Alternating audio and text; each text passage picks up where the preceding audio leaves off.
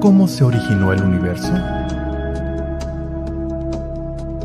¿Cómo surgió nuestro planeta en la inmensidad espacio-temporal del cosmos? ¿Cuál es nuestro origen como especie humana? ¿Tiene nuestra existencia algún propósito? ¿Qué nos depara el futuro? Son algunas interrogantes que como habitantes de este pequeño punto azul en el universo nos hemos hecho alguna vez y cuya respuesta trasciende a la eternidad. Fortalezcamos nuestra fe en estos tiempos de incertidumbre, conociendo qué dice la revelación sobre nuestros orígenes y nuestro destino.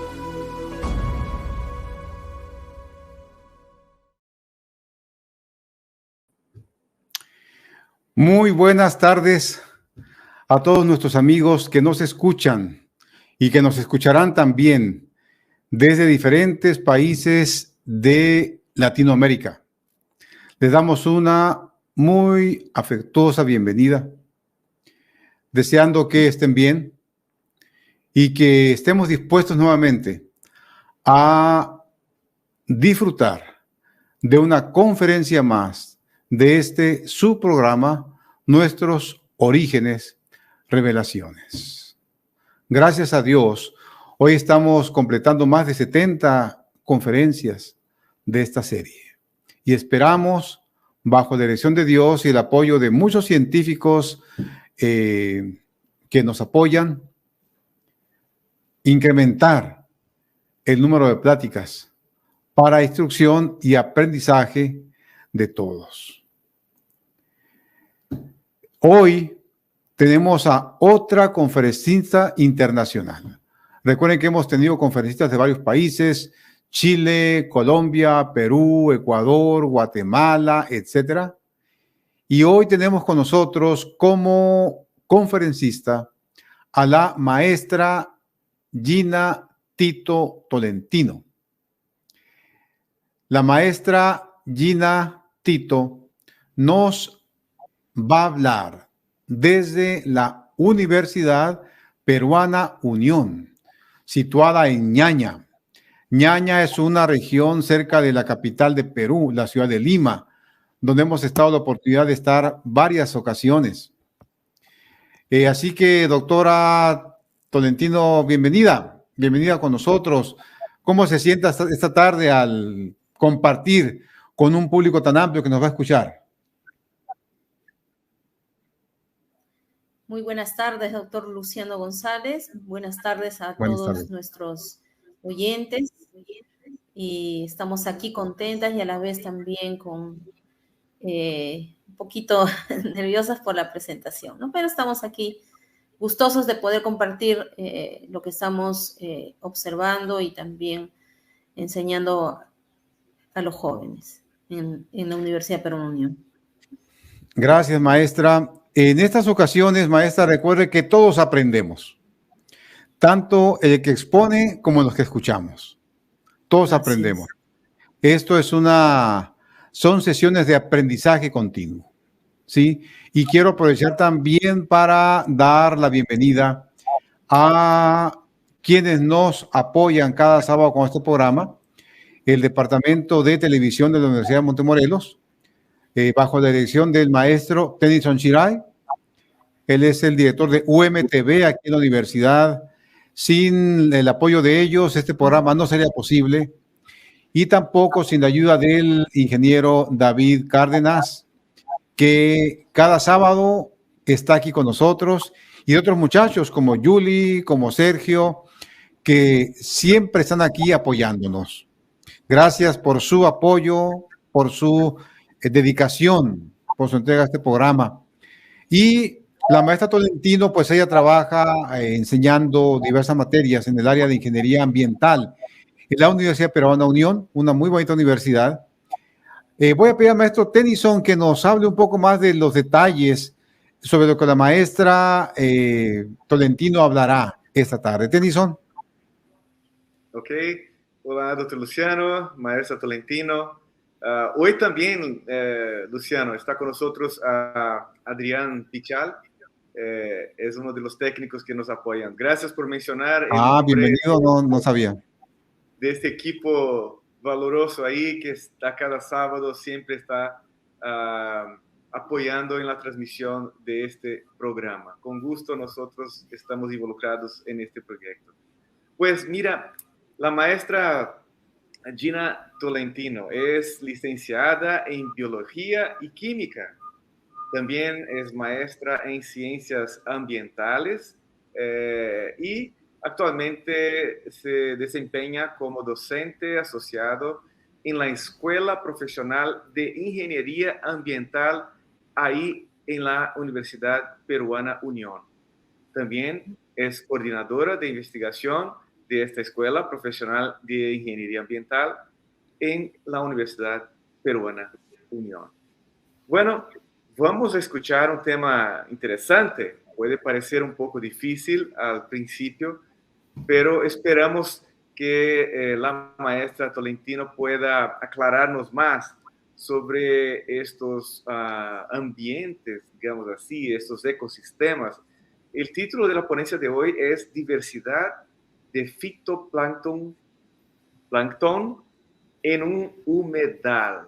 ¿Qué será un humedal? Un término poco conocido para muchos, pero hoy tengo certeza que vamos a conocer un poco más sobre este ecosistema. Bueno, la biodiversidad en un ecosistema acuático como los humedales está influenciado por los factores ambientales y las actividades humanas del entorno.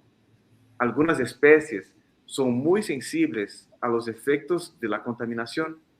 Si incrementa un recurso o un factor ambiental constante, esto revela un diseño inteligente en el equilibrio ecológico. Los protistas pueden indicarnos un ecosistema en equilibrio o en extinción. Las diatomeas indican la calidad ecológica de este ambiente. Se ha identificado varias especies en el humedal, un humedal en específico, humedal La Mansión, como especies como Pinularia, Navícula, Euglena sp, Paramecium sp, Stentor sp, Vorticella sp, entre otros. Doctora Tolentino, son términos y palabras y nombres que nunca hemos escuchado una vez en la vida. Estamos muy curiosos, ¿no?, de escuchar tus explicaciones, aclaraciones sobre estos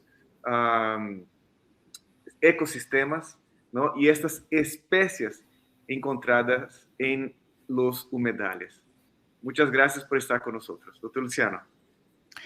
Bien, veo con mucho gusto que varias personas se están uniendo a la programación. Tenemos a Alan Chablé. Yo creo que a Alan Chablé tenemos que darle ya algo, ya un reconocimiento, porque siempre está a primera hora aquí, Alan. Es el primero siempre. Sí, a primer lugar siempre. Vamos a ver, Alan, cómo podemos premiar esa fidelidad que tienes para el programa.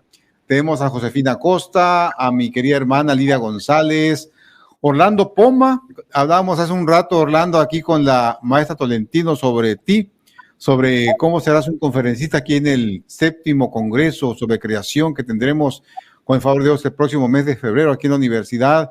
Gracias, Orlando, por acompañarnos, por estar con nosotros y por hacer un apoyo, aunque ellos están allá en la división sudamericana. Con Orlando hemos hecho un gran equipo de trabajo y vamos a tenerlo aquí próximamente junto con el pastor Sotelo, que sin duda serán de mucha bendición aquí.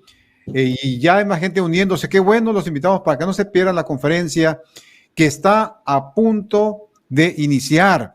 Solamente quiero avisar también que esta temporada ya va de bajada. Ya va de bajada esta temporada. Nos quedan 4 pláticas nomás sumamente interesantes. Así que los invito para que no se las pierdan ya en su momento diríamos, sobre qué van a tratar. Por lo pronto, maestra Tolentino, el público está dispuesto a escuchar, a aprender sobre su ponencia de esta tarde. Es su tiempo. Gracias, muchas gracias, doctor. Y saludo a todos los que están aquí, a los que están conectados, ¿no? En esta hora para aprender más y sobre todo para poder también alabar a nuestro Dios como creador, ¿no? Hola.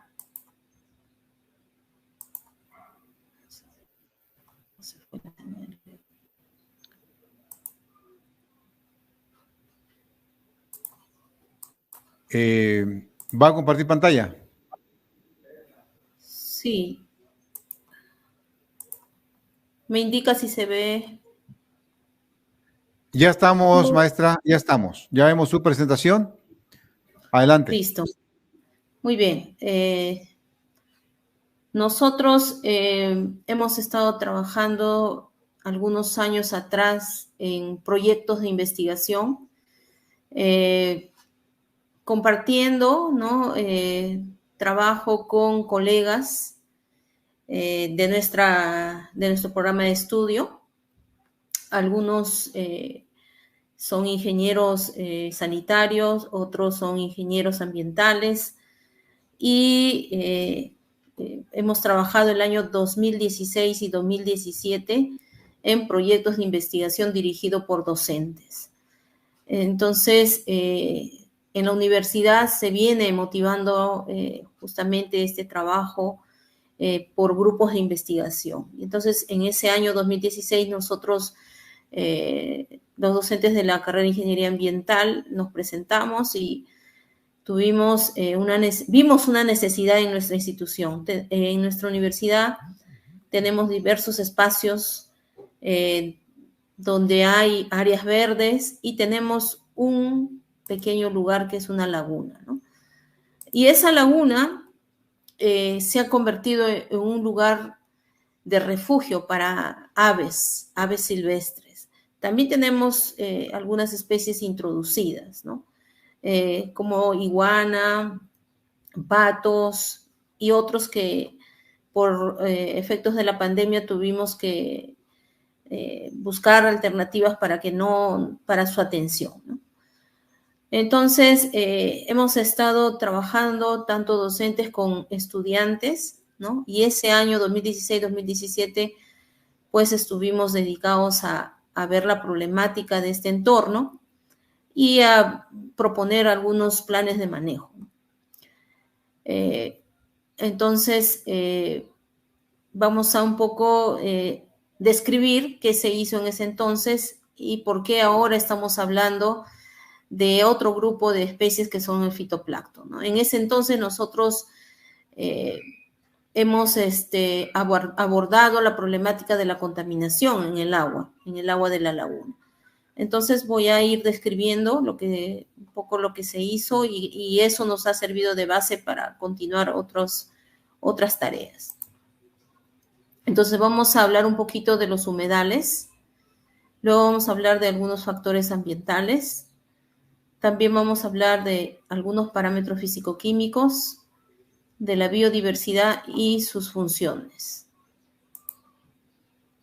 En Génesis 1:21 dice, y dijo Dios produzca las aguas seres vivientes y todo ser viviente que se mueve, que las aguas produjeron según su género y toda ave alada según su género, y vio Dios que era buena. Entonces, nosotros cuando nos acercamos a la naturaleza podemos observar distintos ecosistemas, ¿no? Si nosotros vamos a la playa, vamos a observar la arena, las olas, el viento, pero si nos adentramos un poquito más y observamos dentro de la arena, podemos encontrar de repente algunos espacios donde están los cangrejos, donde están algunos crustáceos, algunos moluscos. Si nosotros vamos a un río, podemos encontrar ranas, podemos encontrar peces, renacuajos, musgo, Entonces nuestra mirada siempre va a estar en el ambiente, y cuando nosotros observamos tanto en las aguas como en el espacio terrestre, vamos a encontrar justamente eso, seres vivientes que se mueven. Y dentro de esos seres vivientes podemos encontrar pues especies que fácilmente vamos a observar, ¿no? Como las aves, ¿no? Como los mamíferos, los roedores, los batracios, y nuestros ojos pueden admirar colores y formas. Pero también podemos admirar colores y formas cuando observamos detrás de los lentes de un microscopio. El objetivo de esta conferencia es mostrar, ¿no?, cómo nosotros hemos identificado una diversidad de fitoplancton en el humedal La Mansión, sus funciones que tienen para el equilibrio ecológico. Esto es todavía una propuesta y estamos trabajando en esta investigación con nuestros estudiantes. ¿Qué son los humedales? ¿Y por qué yo me interesé en los humedales? Primero porque aquí en nuestro país nosotros tenemos, y en la costa tenemos algunos lugares, ¿no?, donde hay infiltración de agua, cerca a las playas, cerca al mar del Pacífico. Tenemos varios lugares donde filtra el agua y se forman estos humedales. Uno de los que destacan aquí en Lima es los conocidos pantanos de Villa. Tenemos el pantano también en el humedal de Ventanilla. Tenemos otros humedales a nivel de Perú, ¿no? Pero a mí siempre me llamó la atención los pantanos de Villa, ¿no? Cuando yo fui con mis estudiantes de biología, hace algunos años atrás, observé que los humedales son un lugar, un ecosistema donde se alberga mucha biodiversidad. Peces, aves, reptiles, batracios y por supuesto también macroinvertebrados, microinvertebrados y definitivamente microorganismos. Entonces Matthews en el año 93, y esto también lo menciona la Ramsar, que es la institución que alberga y registra todos los humedales a nivel mundial. Y de acuerdo a esta institución, ¿qué son los humedales? Son marismas, turberas, aguas que pueden ser naturales como pueden ser artificiales. Pueden estar permanente o pueden estar un tiempo nada más. Pueden ser de aguas estancadas como también pueden ser aguas que corren. Y también vamos a encontrar lugares donde hay con agua dulce, o también algunos lugares como por ejemplo aquí en el sur, en la zona de Hilo, tenemos un humedal que tiene agua salobre, ¿no?, o humedales con agua salada. Estos humedales proporcionan beneficios, ¿no?, no solamente al ambiente, porque recuerden, donde hay un cuerpo de agua también se regula el clima, ¿no?, y también definitivamente puede favorecer la producción de agua subterránea, ¿no?, sino que también proporciona un lugar para la fauna, alimento para especies. Los humedales también ayudan en la mejora de la calidad del agua. Pueden proteger algunos lugares de inundaciones, ¿no?, y pueden también estar cerca a las riberas de los ríos, ayudando pues a evitar la erosión fluvial. Y definitivamente los humedales se convierten en un lugar para diversos organismos, entre los cuales están también los organismos micro, es decir, aquellos que no vemos fácilmente, pero con muchos de ellos son la base de los ecosistemas, ¿no?, como son el fitoplancton y también el zooplancton. Este es el humedal La Mansión. Este humedal es un humedal artificial, pero que con el pasar de los años se ha convertido en un refugio de muchas aves. Al inicio, yo recuerdo cuando era estudiante también tuve la oportunidad de estar aquí alguna vez con mis profesores de biología, de zoología y de otras asignaturas, y observábamos algunas aves. Recuerdo bastante que inclusive había ardillas, había inclusive un oso perezoso, ¿no?, y otras especies.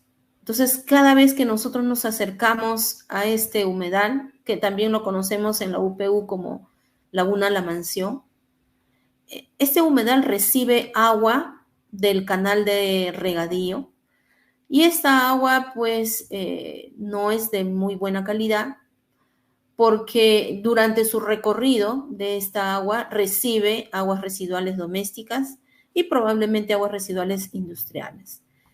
Estas aguas son diluidas con el agua del río y parte de estas aguas llegan a alimentar esta laguna. Continuamente, en épocas de verano hay mayor caudal, en épocas de invierno es menor por la época de estiaje que tenemos en toda la costa peruana. Entonces, este humedal recibe en temporadas cada 8 días un flujo de agua y en otras épocas recibe agua cada 15 días, ¿no? Este agua que llega a nuestro humedal es administrado por la Junta de Usuarios del Río Rímac y la universidad tiene un compromiso con esta institución para poder obtener esta agua. Es decir, nosotros como usuarios del agua del río Rímac tenemos una obligación y un compromiso con esa institución para poder hacer uso de esta agua. Entonces, el agua que ingresa es un agua pues con materia orgánica, con algunos residuos, tanto sólidos como sólidos suspendidos y otros parámetros que se tienen en cuenta, ¿no? Entonces, esta agua ingresa una vez adentro, ¿no? Por efectos de la radiación, cambia, ¿no? Algunos parámetros, pero también esta agua nosotros la utilizamos para abastecernos de agua para el riego de todas las áreas verdes o parte de las áreas verdes, ¿no? Por eso que tenemos aquí instalado en la laguna, ¿no? Una bomba de agua que traslada esta agua hacia otros reservorios. Ahora, ¿cuál es la dinámica en este humedal? La dinámica en este humedal, pues, es que tenemos varios árboles, ¿no? Donde nuestras especies de aves están alojadas, tienen sus nidos en las palmeras, en el ficu, en el bambú y otros árboles que tenemos en el entorno de este humedal. Estas aves, por ejemplo, como el cormorán, han incrementado su población. Tenemos gansos. Bueno, yo les voy a mostrar en un momento la lista de especies de aves que nosotros tenemos en este lugar. Bien, este es el plano de la laguna.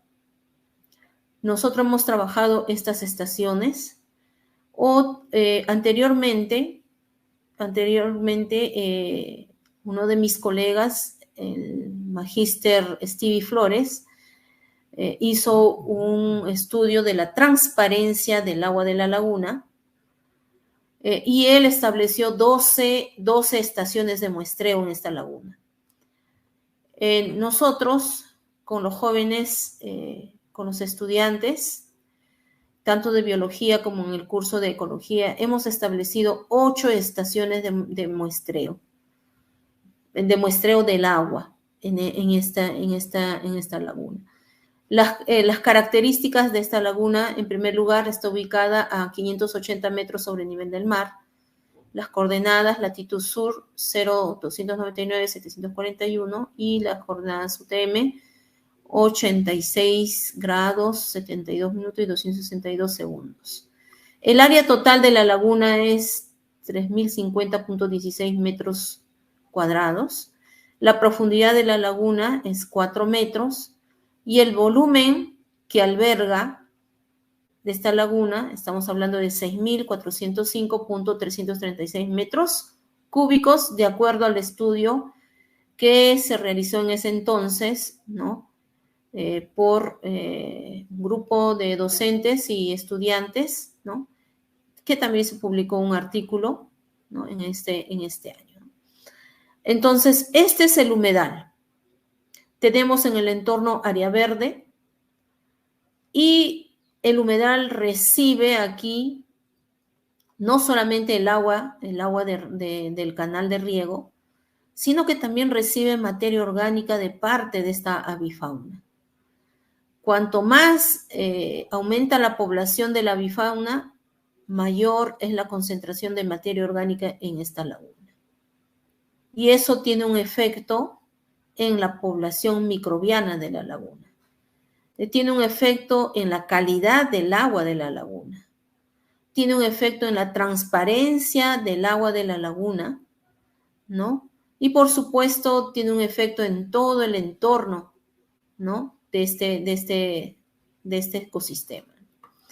En el entorno de la laguna hay vivienda, hay familias que viven, pero también hay algunos grupos de personas que visitan la universidad.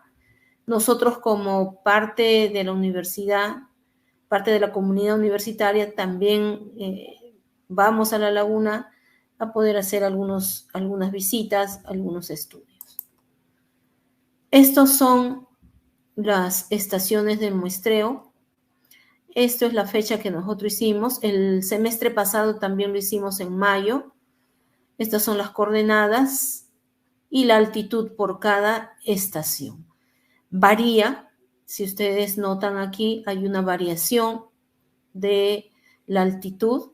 Quiere decir que esta laguna en algunos puntos, como en el caso de la estación 1 y la estación 8, ¿no? Tienen la mayor, en la estación 5 y la estación 6 tienen la mayor, y la estación 3 tiene la mayor altitud, mientras que la estación 7 tiene la menor altitud. Quiere decir que esa laguna está en cierta forma, tiene una inclinación, ¿no? Por eso que no tiene una altitud precisa para todas las estaciones. Entonces, ¿qué tenemos en la laguna?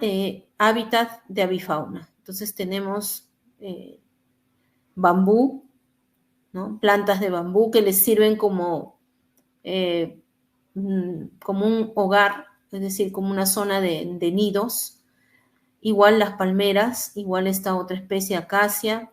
También tenemos este islote donde está una planta de ficus, y pareciera que a todas estas especies de avifauna les gustara este islote y este ficus, donde pues construyen ahí su nido, ¿no?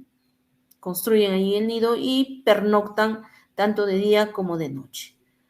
En ese año, 2016, nosotros hicimos análisis de la calidad del agua. No tenía muchas alteraciones, sin embargo, había que realizar un trabajo para controlar la contaminación de la calidad del agua. Y gracias a ese trabajo, pues se instaló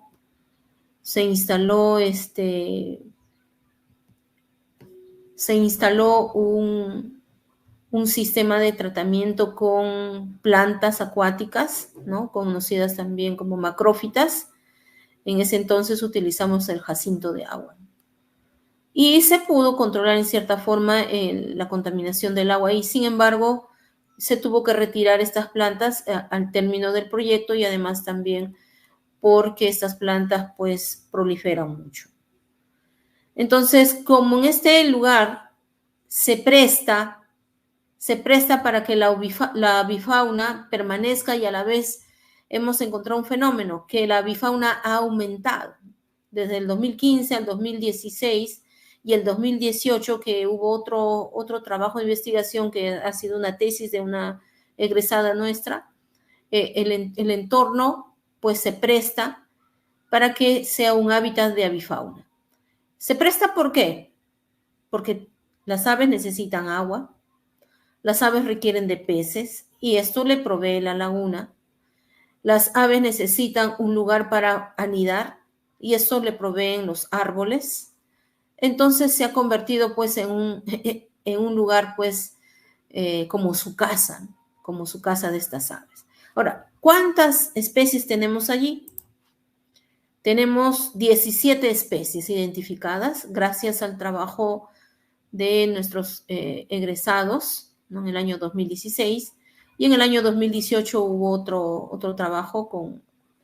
En realidad, esta información de aquí les sirvió de base para la tesis de las dos ingenieras, ¿no? Tanto Claudia Quispe como Johanna Cóndor. Y entonces, este trabajo que hicimos con los estudiantes en ese entonces, identificaron todo este grupo de especies. La garza blanca grande, la garcita blanca, el guaco común, ¿no? Conocido, o su nombre científico, Nycticorax, la garcita blanca como Egreta tula y la Ardea alba. Tenemos aquí también el cormorán neotropical, la garza estriada, la garza azul, la Egreta caerulea, el cucarachero común, el chisco, el botón de oro, el turtupilín rojo, tortolita peruana, cuculí, paloma doméstica, garrabatero, cotorra, cabecirroja, ganso doméstico y polla de agua común. El ganso doméstico es una especie introducida. Todos los demás son especies silvestres. En el caso del cormorán neotropical, es una especie que ingresó en el año 2015 y ha ido en aumento esta especie, ¿no? En temporadas podemos encontrar hasta 50 especies de cormorán, porque vienen a anidar, y en verano generalmente, y en invierno disminuye su población. En el caso de la garza azul, el año 2016 estuvieron en el humedal, pero este año, que hemos tenido ya la oportunidad de ir a la zona, porque ya tenemos presencialidad, no hemos identificado garza azul. No hay garza azul, tampoco está la polla de agua, ¿ya? Ambas especies están ausentes en este año. Los demás sí los hemos evidenciado. Entonces ahí tenemos, esta es la garza, la egreta, ¿no? Este es el guaco común, Nycticorax. Este es el cormorán neotropical. Este de aquí es la polla de agua que se observó el año 2016. Ambos se observaron en ese año. Estas fotos también son de ese año. Esta es la garcita estriada y esta es la garcita blanca, ¿no? El pico es amarillo y las patas son negras con amarillo. Podemos nosotros tal vez confundir esta garceta estriada con los polluelos de esta especie, del guaco, ¿ya? Algunos polluelos, o mejor dicho, los polluelos hembras del Nycticorax, ¿no? Son parecidos a la garceta estriada. Avanzamos. Y estas son las introducidas, el pato común y el ganso, ¿no? Que son introducidas, son especies domésticas. Pero el ganso ahí es dueño del humedal. Es quien nos recibe, ¿no? Antes de pasar, yo quisiera hacer un hincapié con esta especie de aquí, con el cormorán. El cormorán se ha establecido muy bien en este humedal, tanto así que ha invadido todos los árboles construyendo sus nidos. Ahora, ¿qué cosa tenemos acá en este humedal? Tenemos especies de peces, carpa y tilapia. Son las dos especies de peces que tenemos. Entonces, esta especie, ¿no? Consume, y las otras especies también consumen los peces que hay aquí en esta laguna. Entonces, como les decía, si en un lugar hay comida y hay un espacio donde se pueda habitar, entonces el ser vivo rápidamente se se puede pernoctar ahí, ¿no? Entonces, eso es lo que ha pasado con el cormorán. El cormorán, en el año 2017, que tuvimos un evento del niño, del fenómeno del niño aquí en Perú, ese fenómeno del niño influenció, ¿no?, para el traslado de estos cormoranes. Habían alrededor de 3 a 5 cormoranes y en el año 2017 aumentó a 43 cormoranes, ¿no? Pero luego ya se ha ido disminuyendo su población, ¿no? Probablemente se haya trasladado a otros espacios. Entonces, amerita hacer un seguimiento de esta especie, ¿no? ¿Qué factores ambientales estamos considerando en esta ocasión? La temperatura ambiental, y nosotros podemos observar que oscila entre 20 a 16 grados, la temperatura ambiental. Y la velocidad del viento podemos encontrarla entre 0.3 metros por segundo hasta 0.6, hasta 0. Es decir, tenemos en las 8 estaciones, ¿no?, diferentes temperaturas ambientales, influenciada lógicamente por la radiación solar, influenciada también por la humedad. Y la velocidad de viento, ¿no?, que está entre 0 a 0.5, a 0.6, perdón, metros por segundo. Entonces, esa es la dinámica en este lugar, ¿no? En cuanto a los parámetros que tienen que ver con el agua, tenemos, por ejemplo, valores de pH, el más alto, que está en la estación 8, que es 8.5, el más bajo, que está en las estaciones 5, 6 y 7, estaciones de muestreo. Entonces, los valores de pH están entre 7.7 y 8.5. Podríamos decir que está en un rango de pH neutro, ¿no?, de neutro a levemente alcalino. No evidenciamos pH ácido en este humedal.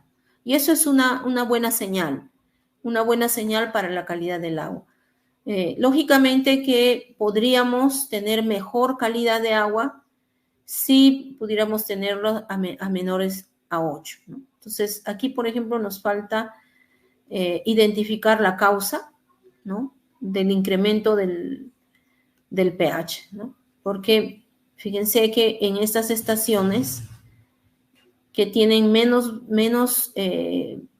velocidad de viento, por ejemplo, en la estación 5 hay menos velocidad de viento, 0, la estación 7 también tiene menos velocidad de viento, y por cierto es una zona donde es justamente está ubicado todos los nidos, ¿no?, de estas especies de aves, o la mayoría de nidos, ¿no? No hay corriente de viento en estas estaciones. Es posible que tenga una influencia también en la calidad, es posible, pero tendremos que evidenciarlo con algunos otros datos. En referencia a la conductividad eléctrica, de las diferentes estaciones de muestreo del agua, tenemos desde 600 hasta 610. La variación no es tan diferente, ¿no? Esto es en valores de microsiems por metro cúbico. Luego tenemos parámetros físicos del agua. Por un lado tenemos el oxígeno disuelto que está en el agua y tenemos valores de los parámetros físicos como los sólidos suspendidos, los sólidos disueltos totales, que podemos observar que están entre el rango de 250 a 300 miligramos por litro de sólidos disueltos totales. Y aquí tenemos el oxígeno disuelto en el agua. El oxígeno disuelto en el agua es un parámetro físico muy importante para la permanencia de los peces, para la vida de los peces.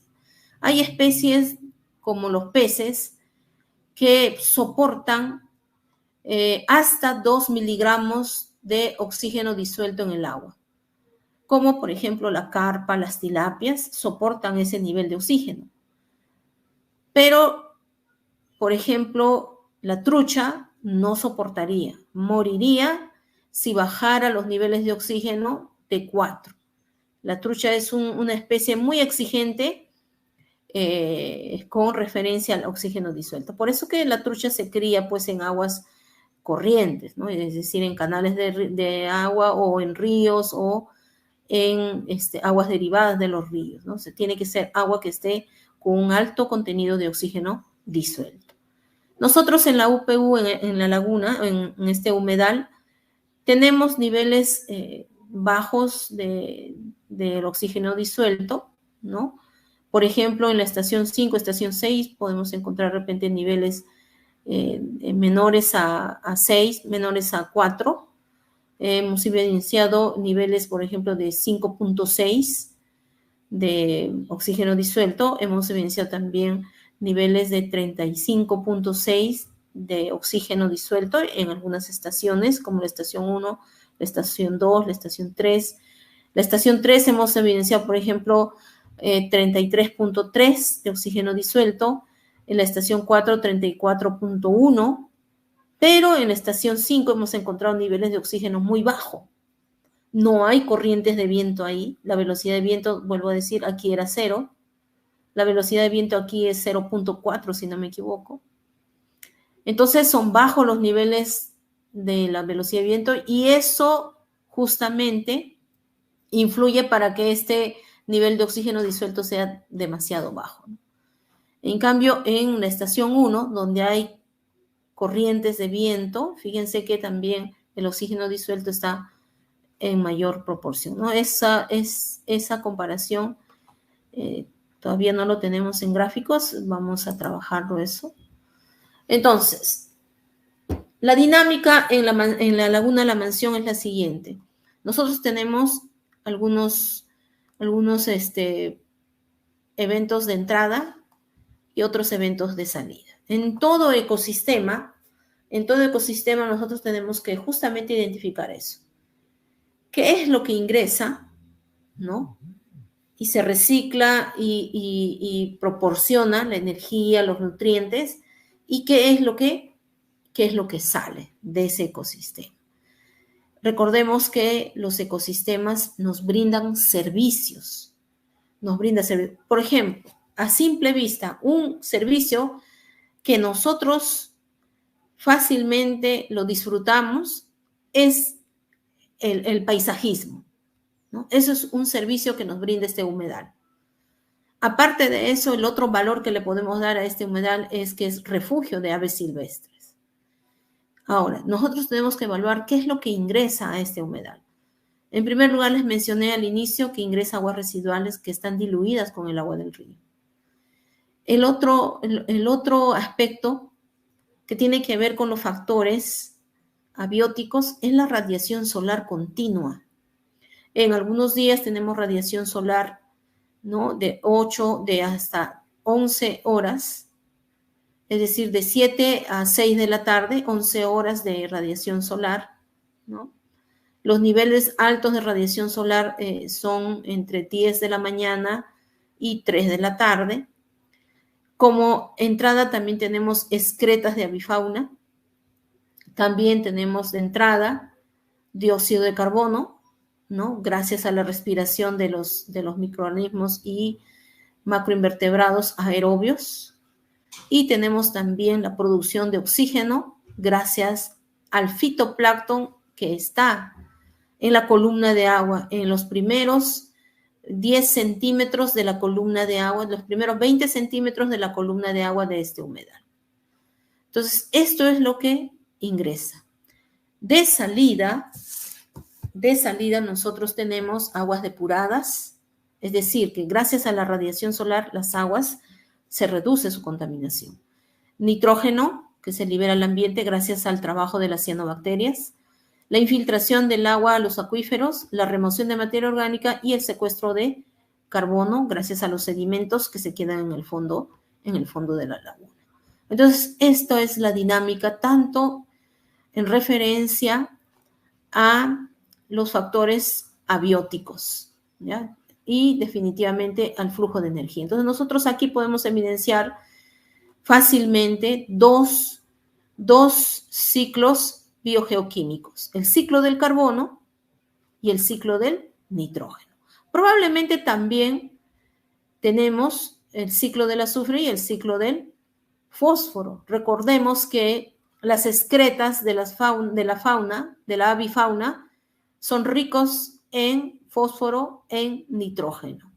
Entonces, y también, como ellos consumen peces, los peces tienen proteínas con azufre y proteínas que tienen moléculas de fósforo. Entonces, por lo tanto, nosotros vamos a tener, pues, aporte de azufre y aporte de nitrógeno en una buena proporción, ¿no? No tenemos los datos de este año, tenemos datos anteriores, que no lo estamos presentando en esta ocasión.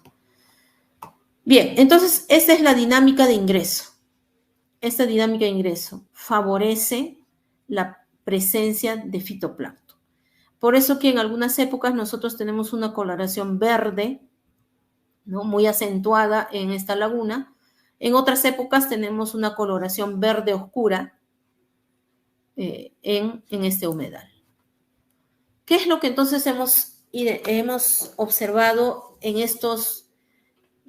este año y antes de la pandemia, en el año 2019, 2018?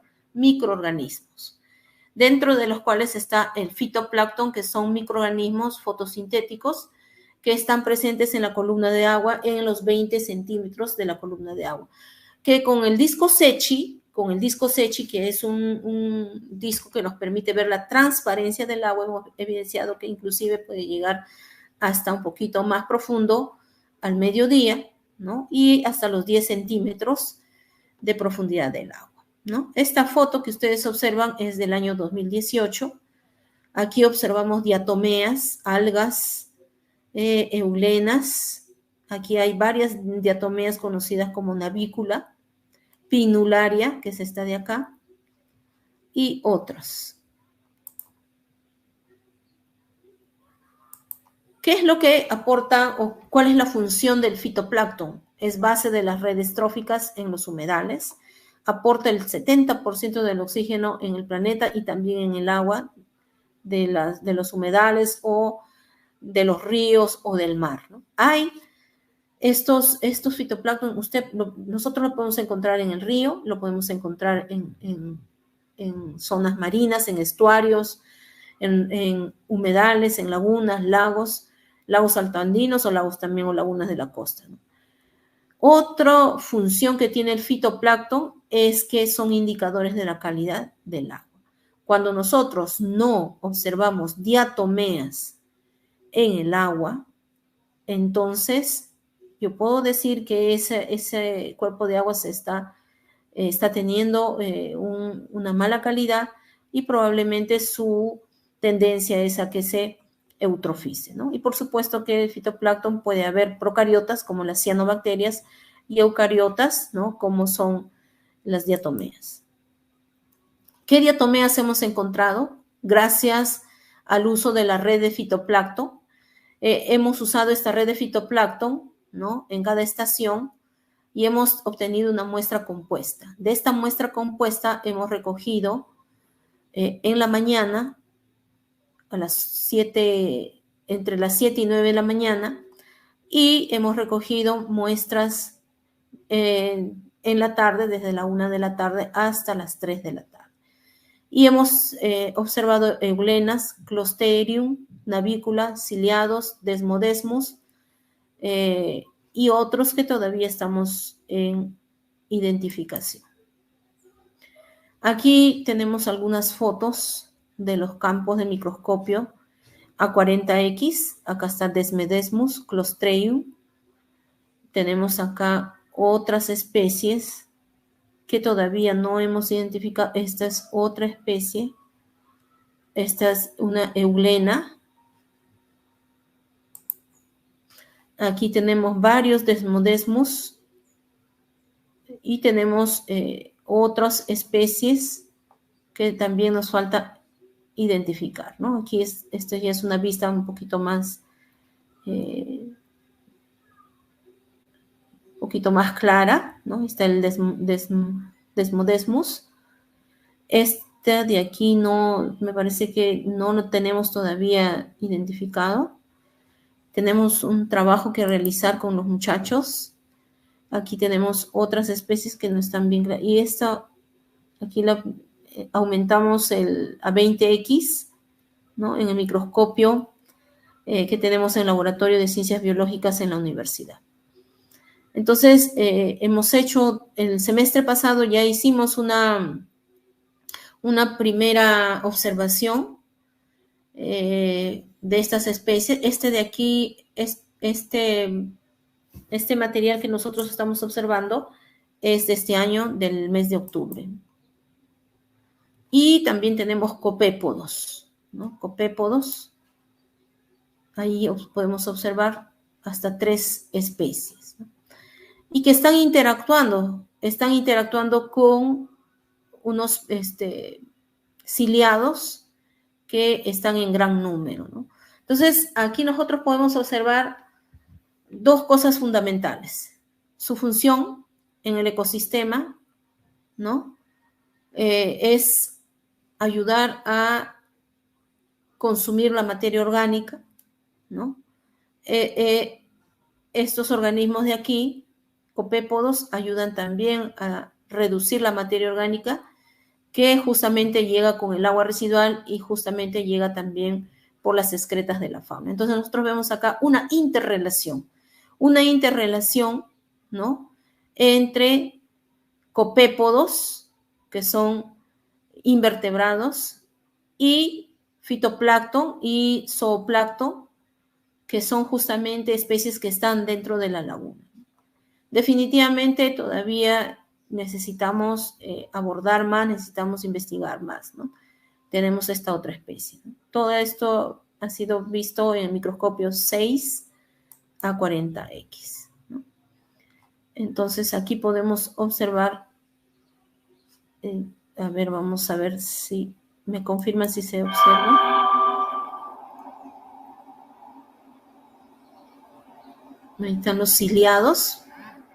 Esos son los ciliados y ahí tenemos al copépodo.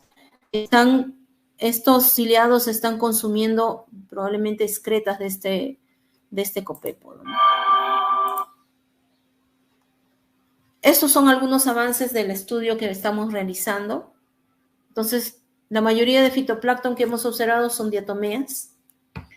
La presencia de estas especies indican que hay un nivel de oxígeno y lo hemos evidenciado tomando justamente en las 8 estaciones con ayuda del equipo oxímetro que nos permite justamente evaluar este flujo de oxígeno en esta laguna.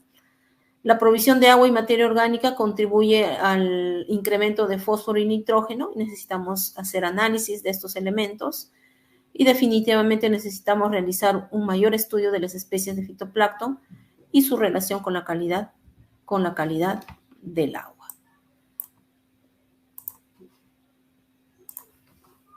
Bueno, mi agradecimiento aquí a los jefes de laboratorio, a la ingeniera Ginny Díaz, al ingeniero Javier Cochachi, que nos han apoyado en la prestación de los laboratorios y los equipos, y a mis estudiantes de 4º ciclo de Ingeniería Ambiental de la asignatura de Ecología Aplicada. Esta es la laguna.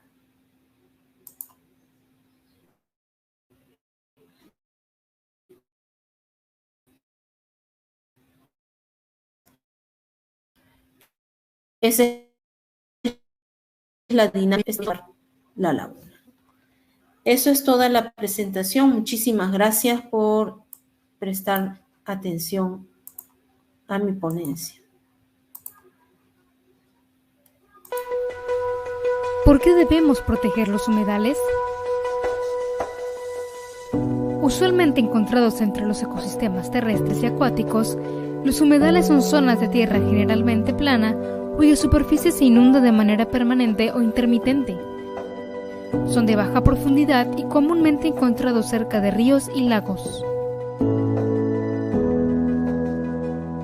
Los humedales son indispensables para el ser humano y la biodiversidad, ya que son suministros de agua dulce y alimento, recargan a las aguas subterráneas y ayudan a atenuar el cambio climático. Además, son capaces de almacenar más carbono que cualquier otro ecosistema.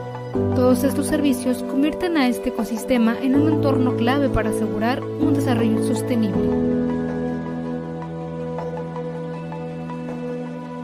Concluyendo, los humedales son importantes para la supervivencia de la especie humana, al igual que de otros seres vivos. Por lo tanto, debemos de proteger estos ecosistemas. Cualquier pequeña acción puede contribuir para evitar que desaparezcan.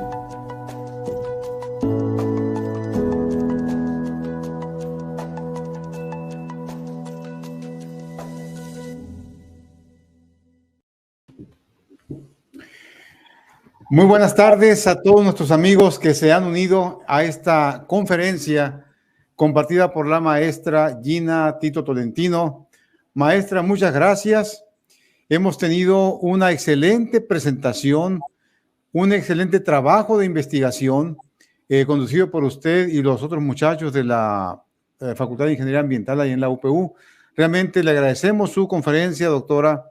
Estuvo bastante informativa, un proceso de investigación bien ordenado, bien seguido. Gracias por ello.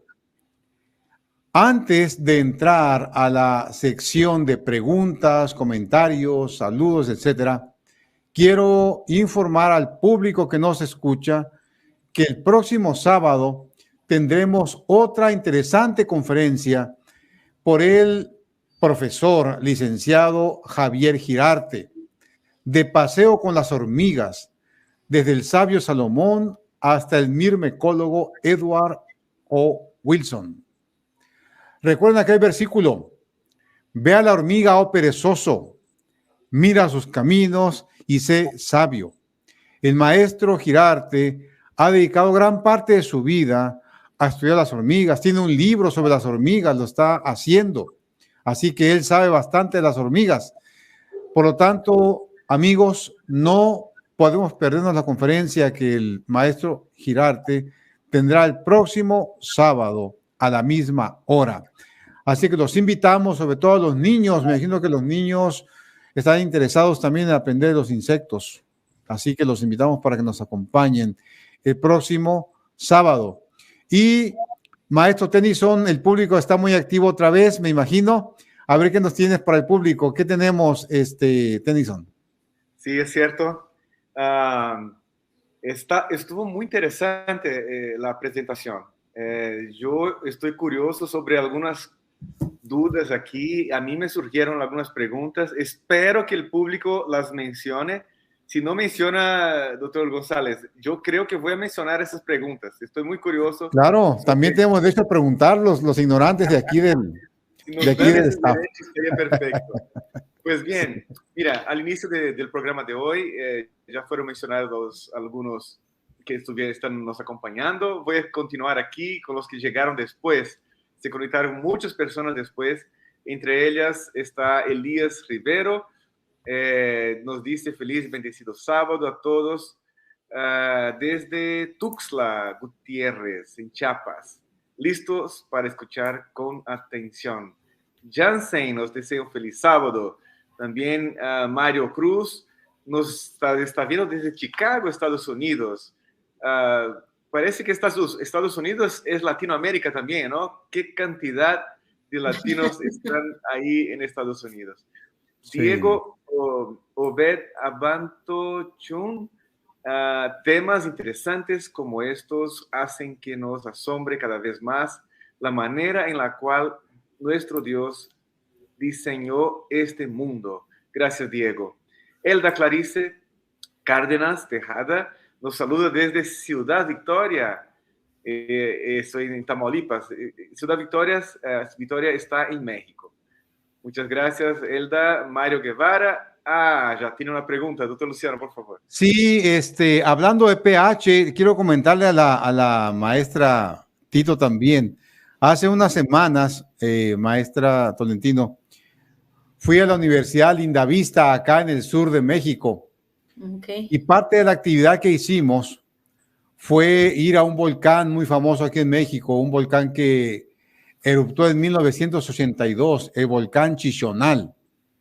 Fuimos para el volcán y bajamos al cráter.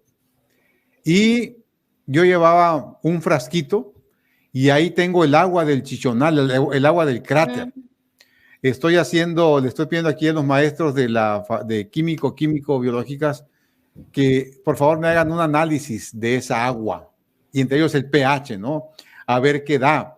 Me imagino que va a ser interesante conocer esa información.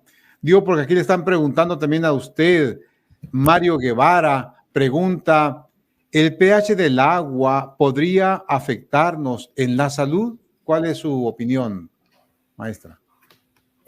Hay estándares de calidad química del agua. Ahora, tanto para el agua superficial como para el agua de consumo humano. El agua de consumo humano debe tener un pH neutro. Entonces, nosotros vamos a encontrar el pH del agua, por ejemplo, del agua embotellada, ¿no? Generalmente está entre 6,5 a 7,2.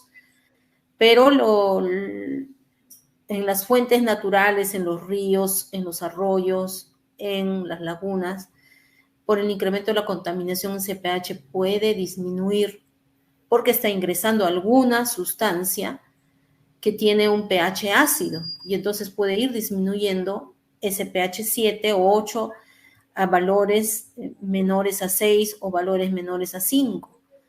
Y eso sí es perjudicial para la salud del ecosistema porque hay organismos que mueren a pHs ácidos. Por ejemplo, hay bacterias que son muy sensibles y basta que baje a 6 ya desaparecen. Protista, es decir, los fitoplancton también en pHs ácidos rápidamente mueren. Ahora, en nuestra salud definitivamente, ¿no?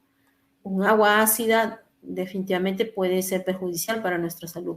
Pero en estos últimos años se habla del agua alcalina, que tiene fuente natural de carbonatos, de magnesio y de calcio. Y nuestro organismo necesita esos minerales. Pero tenemos que tener cuidado porque pueden haber también otros minerales como el zinc y otros que en su alto contenido pueden ser perjudiciales. Entonces, es muy importante leer la información, sobre todo la información nutricional. Hay, por ejemplo, aguas embotelladas donde dice allí la información nutricional, los minerales que contienen, ¿no? Acá nosotros, por ejemplo, tenemos agua San Mateo, tenemos agua Socozani en Arequipa y otras aguas que son minerales, son aguas que sacan de forma natural, ¿no? Y que tienen carbonatos. Entonces, en la información nutricional, ahí nos indican, ¿no?, los minerales que tienen. Pero muy poco se habla del pH. Uno va a comprar un agua embotellada y ustedes observen en la información nutricional, no dice el pH. No dice. Entonces, maestra, sí. Haga una profecía. Yo que haga una profecía. ¿Entre cuánto cree que estará el pH de esa agua de cráter de un volcán? Generalmente los volcanes tienen azufre. Ajá. Entonces. Sí, ahí olía mucho azufre y el agua estaba hirviendo, me acuerdo. Si tiene azufre, es muy probable que sea ácida. ¿Cuánto el nivel? Podemos decir 2, 3, 4, hasta 5. Bueno, ya que tenga el resultado, voy a comentarle si se cumplió su profecía. Gracias. Seguimos, Tennyson. Muy bien, muy bien. Aquí enseguida dice Tere G, muy interesante, ya estoy compartiendo. Tere comparte el programa, ella nos habla desde Tabasco. Y viene otra pregunta aquí. Silvia Arto pregunta, ¿la radiación solar afecta a nuestro ecosistema? Sí, afecta positivamente. La radiación solar, pues, es la que regula el calor, la temperatura, al igual que el agua. Entonces, la radiación solar, pues, permite, por ejemplo, la producción de oxígeno en estos humedales. Si no hay radiación solar, no hay cianobacterias, no hay algas, no hay diatomeas, no hay algas microscópicas y no hay algas macroscópicas. Tanto en el mar, en las aguas continentales, en los estuarios, en los humedales. Por eso que cuando hay derrame de petróleo y se forma una capa, prácticamente rompe con ese equilibrio que se da en un ecosistema, que es justamente la fotosíntesis dentro de los cuerpos de agua. Entonces, el Sol, que es el astro rey, es el que nos proporciona justamente esta radiación solar, importante para todo ser vivo, importante para el misma temperatura del ambiente, importante porque hay una radiación UV, y esa radiación UV puede ser de varios tipos. Hay radiación UV alfa, beta y otros, pero también la radiación solar es perjudicial cuando está relacionada con contaminantes, cuando está relacionada con el smog fotoquímico o cuando está relacionada con los niveles altos de radiación solar, ¿no?, que pueden perjudicar la piel, generando también cáncer, ¿no? Entonces, la radiación que viene del Sol es la fuente de calor, es la fuente de energía de nuestro planeta. Y eso es justamente lo que Dios nos ha otorgado, este astro rey, que nos da la radiación precisa para que los seres vivos puedan desarrollarse en un ecosistema y en este planeta Tierra. Ok, gracias. Aquí Israel Alarcón nos saluda desde, saludos cordiales, doctor Luciano González, con aprecio desde Obregón, Sonora, en México. Gracias, Israel. Y también Claudio Olave nos saluda desde Sudamérica, Calama, en Chile. Gracias, Claudio. Diego Obed. Déjame comento algo, Tennyson. Sí. Comento algo del astrónomo. Él es un astrónomo, Claudio Olave. Y les aviso al público que nos escucha que el próximo año, en la 5ª temporada, el doctor Olave nos va a dar 2 conferencias. Él es un astrónomo. Y cuando supo el programa, se ofreció para ayudarnos. Así que en la 5ª temporada lo tendremos en 2 presentaciones. Maestro Claudio Olave, gracias por escucharnos. Te encargo que me mandes los abstracts de las conferencias. Gracias. Ok, muchas gracias. También Diego Obed Abanto de nuevo menciona, gracias a Miss, es un placer ser su estudiante. Tenemos aquí los alumnos estudiantes de la maestra Tolentino. Sí, Carlos Diego, Guzmán. ¿Tiene algo que decir, maestra? Sí, Diego es uno de mis estudiantes del 4º ciclo de Ingeniería Ambiental. Muy Gracias, bien. Diego. Qué bueno. Carlos Guzmán, hacía mucho que no hacías preguntas, Carlos, pero me imagino que siempre nos escuchas. Carlos pregunta, ¿la combinación de cambio climático, deforestación, contaminación, sobrepesca y más ha producido una crisis de biodiversidad? ¿Qué se está haciendo para detener o revertir la crisis de biodiversidad? Cada país tiene una estrategia nacional de biodiversidad y eso está relacionada con una estrategia mundial para la protección de la biodiversidad. Al año también sale la lista roja de especies amenazadas, la lista roja de ecosistemas amenazados. Y también en el año 2000 se inició un programa de ecosistemas del milenio,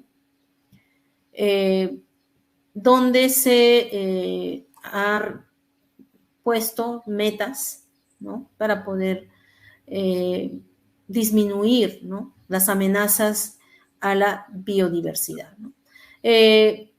Y también la Organización Mundial, ¿no?, la ONU, también ha establecido metas conocidas como los Objetivos del Desarrollo Sostenible.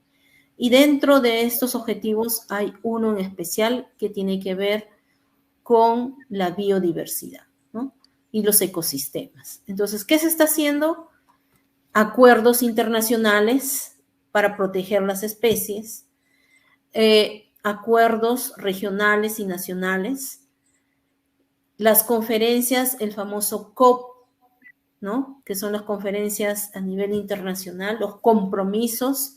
Hace algunos años atrás estaba el protocolo de Kioto y muchos países han firmado este protocolo, muchos países están comprometidos a continuar para reducir el cambio climático. Sin embargo, nosotros podemos aprobar muchos lineamientos, protocolos, normativas, pero si nosotros seguimos siendo consumistas, si nosotros no valoramos lo que Dios ha creado y no lo cuidamos como mayordomos de la creación de Dios, ninguna norma ni ninguna estrategia va a hacer que esta crisis de biodiversidad pare.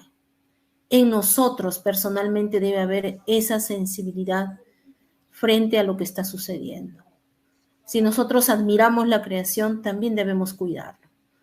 Entonces, las acciones a nivel internacional están muy bien, pero las acciones deben sumarse de persona a persona. Y si nosotros hacemos eso de manera individual, entonces se va a sumar y vamos a todavía tener algunas especies, algunos ecosistemas que apreciar. Debemos cuidar todo eso hasta que Cristo regrese. Esa es nuestra labor, hasta que Él regrese. Mientras estamos aquí, sigamos siendo mayordomos de nuestro Señor. Correcto, muchas gracias, maestra. Aquí nuestro amigo, estimado Godiel Roblero, siempre nos acompaña también. Dice, felicidades a nuestros Orígenes Revelaciones por seguir compartiendo contenido de valor. Muy bien, enseguida Néstor Martínez nos dice, saludos de León, Guanajuato. A mi hijo le gustan mucho las hormigas. Ya tenemos aquí un público garantizado para el próximo programa, próximo sábado. Aquí Néstor y su hijo y Javier, que es Javier Girarte, licenciado Javier Girarte, que será el conferencista del próximo sábado. Aquí ya promete algo, habrá regalos. No sé cómo haremos llegar un regalo a Néstor ahí, Néstor en León, Guanajuato, pero vamos a ver cómo, ¿no? Javier Girarte ya prometió. Tennyson, ¿sí? Vamos a decir como dicen en la tele, niños, inviten a sus padres a la conferencia. Sí, el maestro Girarte dice que hay regalos. De una forma los enviamos por DHL, por Redpack, ¿sí? De alguna forma. Gracias, maestro Girarte, por estar motivando al público a que se una el próximo sábado con tu conferencia, que estará muy interesante. El mundo de las hormigas es un mundo maravilloso, lleno de sorpresas. Ahí viene la pregunta de Brenda. Brenda Sánchez, buenas tardes a todos. ¿Cómo es que se forman los humedales y qué tipo de especies viven en ellos? Ok, gracias. Los humedales se forman por infiltración de agua. Nosotros mencionamos que podemos tener en las costas humedales, ¿no? Y va a depender mucho también de los tipos de suelo. Entonces, las aguas que están en el mar se infiltran, ¿no? Y en el subsuelo hay venas, ¿no? O hay como pequeñas venas o pequeños ríos o pequeños espacios en el subsuelo. Y el agua del mar se infiltra y se aflora en otro lugar perdiendo la sal, y cuando uno va a ese humedal va a encontrar aguas dulces o aguas salobres en menor proporción que el mar, ¿no? Entonces allí van a crecer pues básicamente totora, juncos, van a crecer por ejemplo por efectos de la fotosíntesis algas, van a crecer por ejemplo o van a ver apenas haya pues un espacio de agua, ustedes saben que las aves buscan agua. Entonces, allá va aves que migran, por ejemplo, en el caso del humedal que tenemos aquí en Ventanilla, perdón, en Pantanos de Villa, ahí vienen aves migratorias que vienen de Canadá y Estados Unidos. Por ejemplo, viene la gaviota de Franklin, llega aquí. Y otras especies de aves llegan del norte hacia el sur. Sobre todo cuando en el norte hay pues el invierno crudo. Estas aves migran hacia las costas del Perú buscando zonas donde anidar. Una vez que tienen sus polluelos, crecen, otra vez retornan hacia el norte. Tenemos batracios, ranas, sapos, tenemos patos, peces, macroinvertebrados, microinvertebrados y definitivamente zooplancton y fitoplancton. Entonces, es un lugar donde pues las especies van a encontrar un espacio, un hábitat, ¿no? Donde están justamente los recursos y estas especies van a abundar, o si es que no ofrecen las condiciones, esas especies pues migrarán a otro lugar, ¿no? Shirley Girón tiene otra pregunta. ¿Cómo podemos ayudar al planeta y a otros seres humanos aun cuando no nos dan el apoyo las empresas grandes o los mismos gobernantes? La pregunta es básicamente cómo podemos ayudar al planeta, ¿verdad? De forma personal, en primer lugar, por ejemplo, como voluntarios, hay en municipalidades, en organismos no gubernamentales, convocan a trabajos en ecosistemas, en áreas naturales protegidas como voluntarios. Y uno puede inscribirse y de esa manera puede contribuir al cuidado del planeta.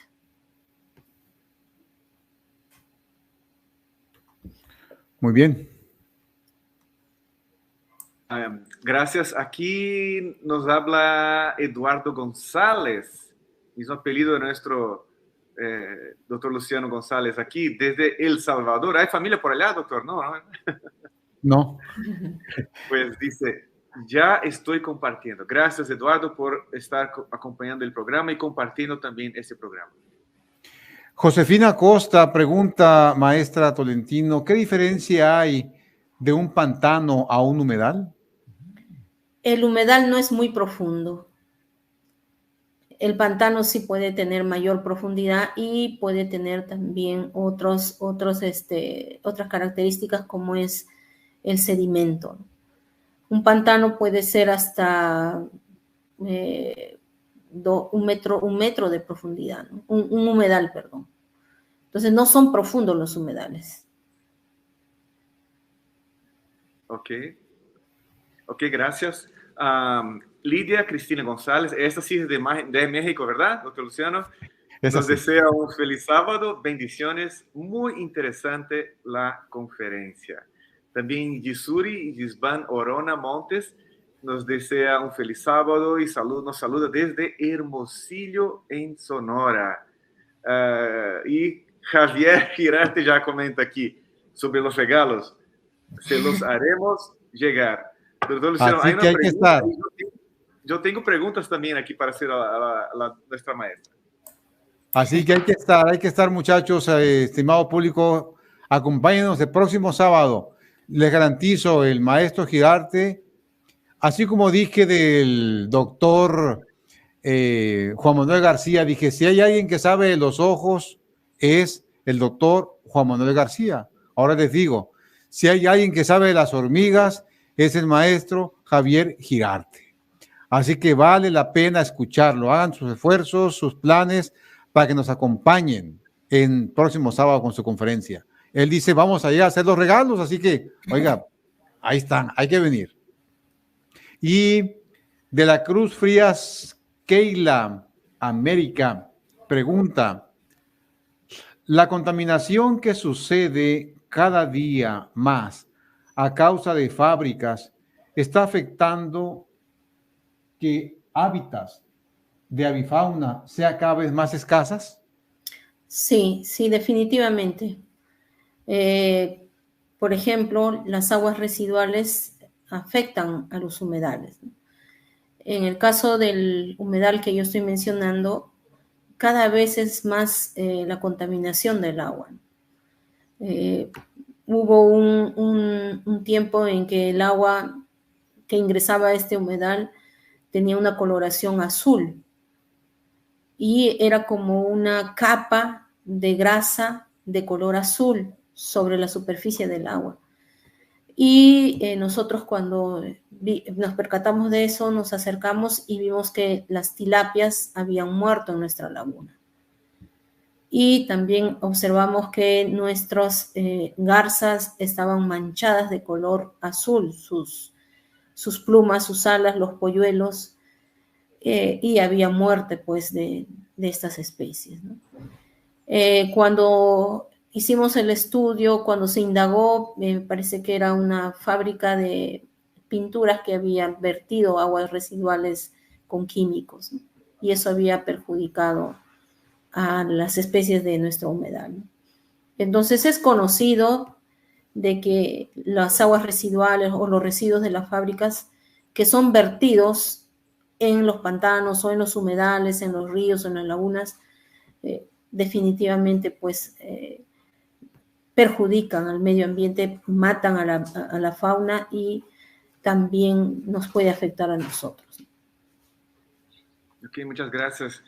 Maestra, me llama la atención, Perú es un lugar, no todo el país, ¿no? La costa de Perú es una región desértica, hay muy poca lluvia, ¿no? Mira, y percibí entrando aquí en el mapa, viendo el humedal La Mansión, ¿no? Se nota todo seco, ¿no? Casi no hay vegetación en toda la costa, pero ahí en ese punto específico está todo verde, ¿no? Impresionante eso me llamó la atención.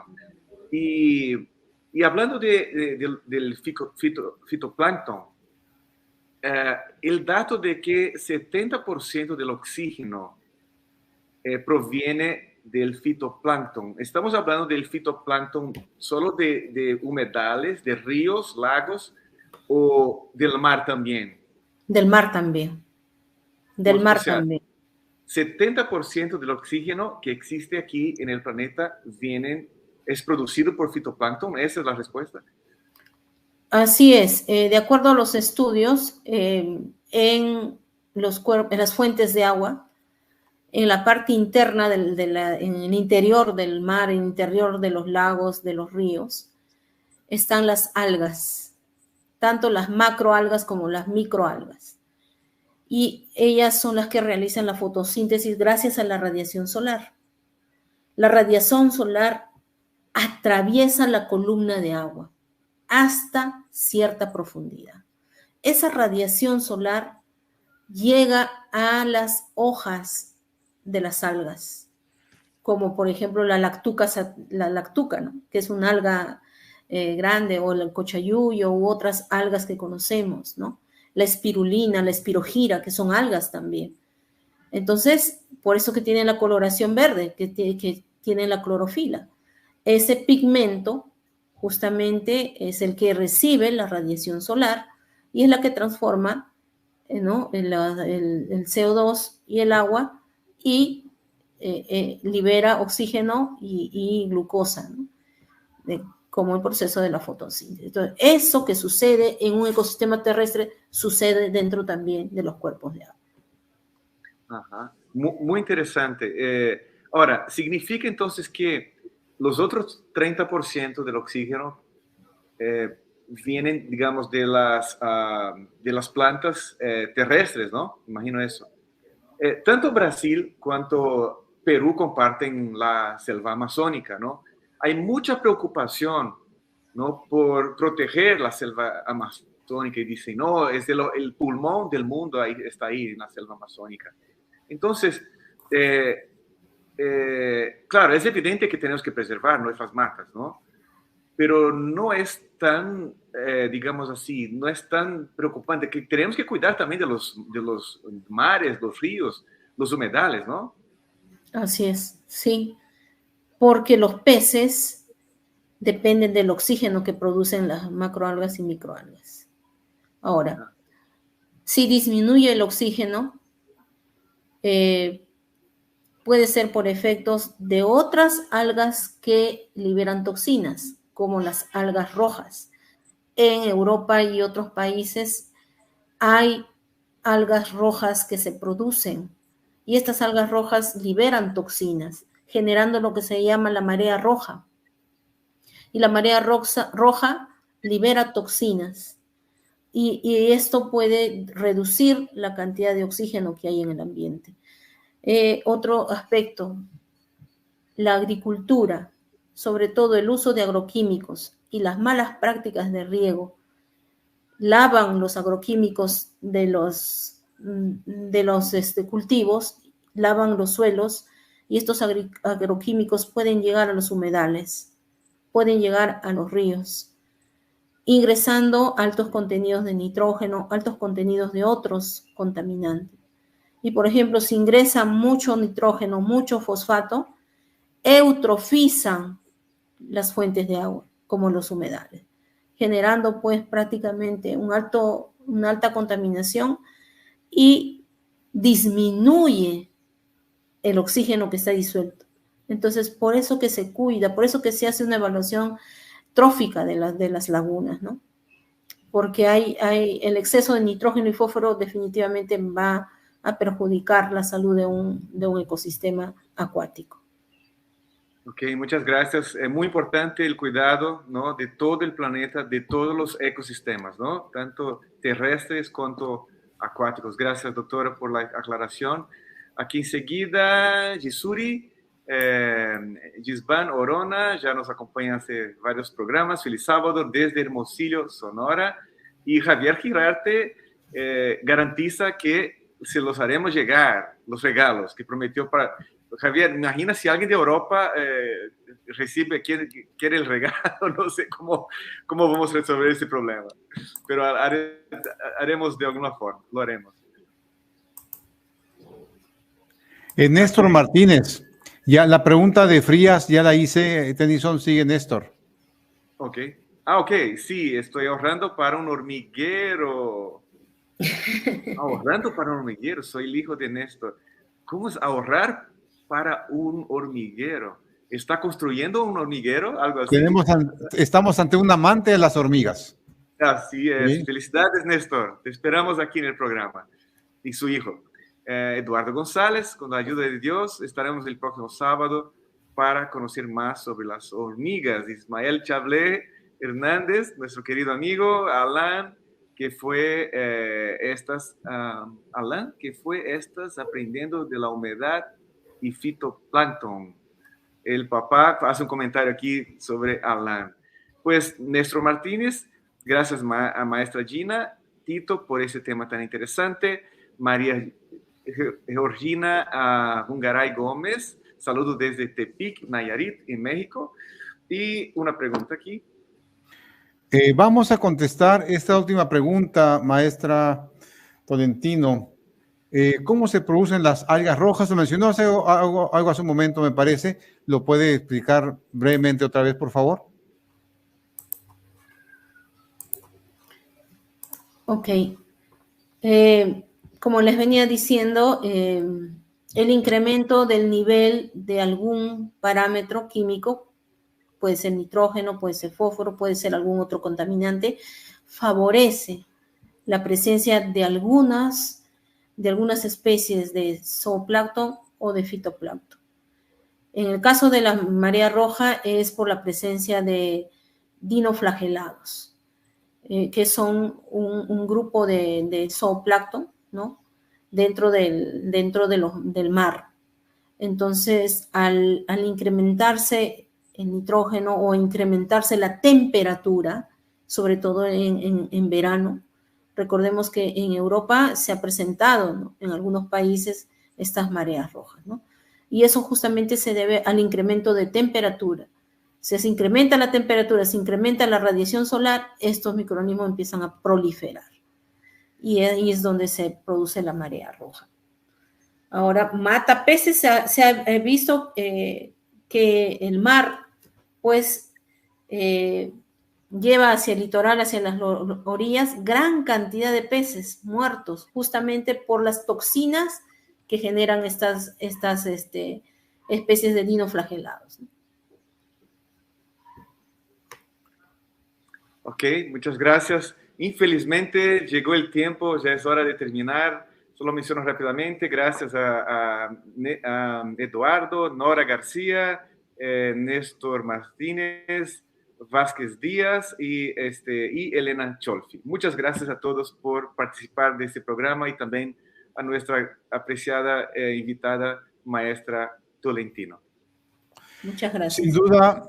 Sin duda hemos tenido, estimado público del programa Nuestros Orígenes Revelaciones, sin duda hemos tenido con nosotros a una experta en estos temas de ingeniería ambiental.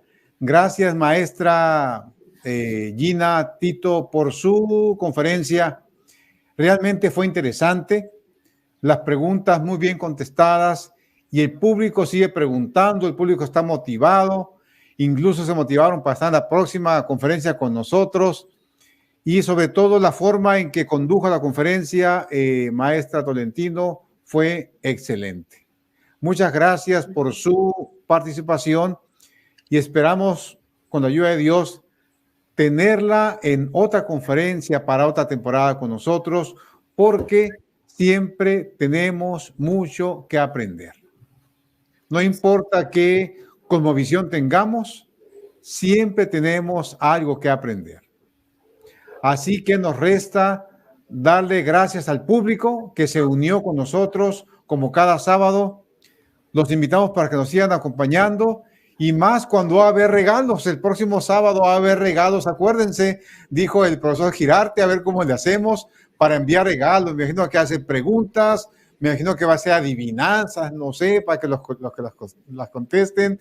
Así que los invitamos a los niños, adolescentes, los padres, para que estén con nosotros en la conferencia de Paseo con las Hormigas, desde el sabio Salomón hasta el mirmecólogo Edward O. Wilson.